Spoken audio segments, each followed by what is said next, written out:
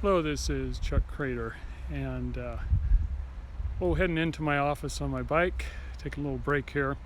Thought I'd share a little experience from a few years ago, and I'm going to call this Beyond Fear and Worry. And it comes from a time a few years ago where I was really struggling financially. It wasn't just paycheck to paycheck. Well, yeah, it was, but it was kind of like a week-to-week thing. Had concerns about my living situation and so forth. At the same time, I had behind me a lot of training and development. And so at that time, in spite of all the difficulties, I really took it on as an opportunity to demonstrate the learnings I've had, trainings I've had, and still had concerns. And I remember this one Monday afternoon. I was doing some yard work, and there was a moment as I was raking, I paused, and it was kind of in my mind's eye, it was as if I saw a fork in the road. There were two paths, and as I stood there, I named the one path the path of fear and worry. And I thought, well, I know this path really well. Been down that one many times, and I can make things happen. It'll be exhausting, and exhausting for other people too. And then in my mind's eye appeared a second path, and I called that one the path of no fear and no worry. And I had a little bit of experience with that path, but not a lot. And at that moment, I stood there and saw myself at this fork in the road, and I just made a choice, and I chose to go down the path of no fear and no worry. And at that moment, all my fears and worries about my financial situation, my living situation, just disappeared.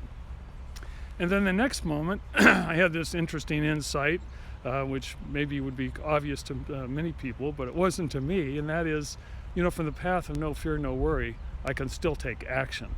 Somehow I had it in my mind that if you're not worried enough and fearful enough, you're probably just lay around and not worry and just do nothing. That doesn't make any sense. But at that moment I said, well, of course I can take action. So the next day in the morning I got up, I did my morning prayers and meditation, and I was just in such a place of peace and harmony, and went about my day, was in action. And the whole week unfolded as a week of very productive action, and relationships were so much better. I even had people say how ease what an ease it was to be with me, and be in meetings with me, and things did unfold quite well.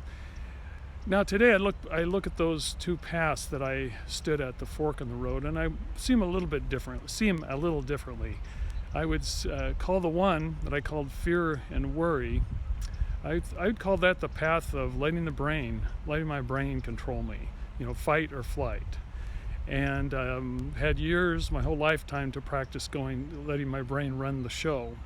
And it's a beautiful tool, this brain of ours, but if you let it run the show, it's wired for survival, and it's going to be a lot of work, and it's pretty tough. The other path is really the path of self, and I'm saying self with a big S, not the self-centered self, but being able to stand back and actually choose from a place of possibility. And I would say that it wasn't that I chose a path of no fear, no worry. I would say, looking back at that moment and bringing it present to this moment, it was choosing the path of harmony, peace, and love. And taking action from a place of possibility of harmony and peace and love, well, that's going to be a lot more effective than actions that come from fear and worry, fight and flight. So that's the little experience I wanted to share. Time to get back on my bike and head on into the office.